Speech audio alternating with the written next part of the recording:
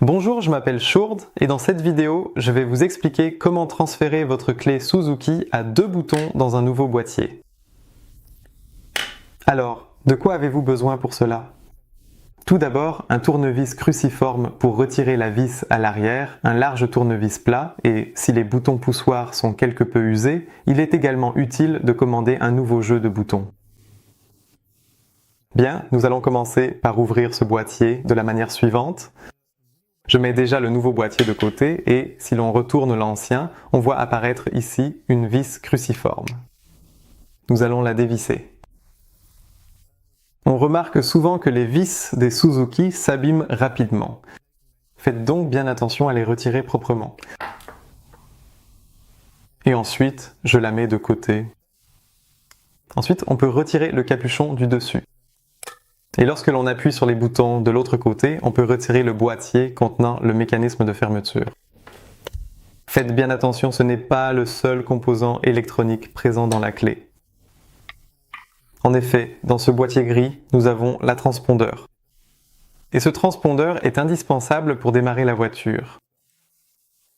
Nous pouvons y accéder en retirant le capuchon noir. À l'intérieur de cette clé, il y a plusieurs rainures qui le maintiennent en place.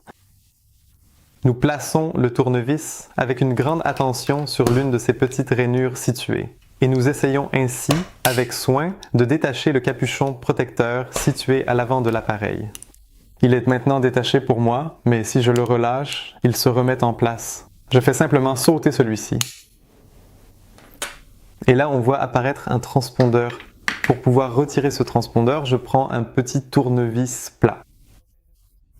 Et je le place entre le transpondeur et le boîtier. Attention, il faut toujours être très prudent avec un transpondeur. Bien sûr, vous ne voudriez pas qu'il se casse.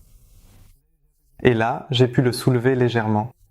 En le plaçant entre les deux et en faisant à chaque fois de petits mouvements de levier. Attention, je n'exerce donc aucune force sur le transpondeur. Je fais simplement de petits mouvements de levier jusqu'à ce qu'il sorte. Je dois mettre cette clé de côté. Comme tu peux le voir, la tige de la clé ne peut pas être détachée ici. Elle ne peut donc pas non plus être transférée. C'est simplement une clé qui doit être taillée chez un serrurier local pour fonctionner. Je la mets donc de côté pour l'instant. Nous avons donc pu retirer l'électronique et le transpondeur de celle-ci. Et maintenant, nous allons les placer dans un nouveau boîtier. Il n'y a pas encore de petite vis dedans, je l'installerai tout à l'heure. Et ensuite, nous retirons à nouveau le petit capuchon. Tu commences par placer l'électronique à l'intérieur. Je vais d'abord détacher le capuchon, c'est plus pratique comme ça. Et assure-toi ici aussi que le capuchon se détache à nouveau. Le transpondeur qui a été retiré de la clé précoupée peut maintenant être remis en place correctement. Normalement, il devrait tenir assez fermement. Chez moi, il n'est pas tout à fait bien mis. Donc je vais essayer de le remettre en place.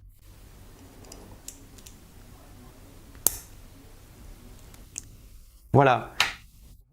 Ensuite, je remets le capuchon sur le dessus.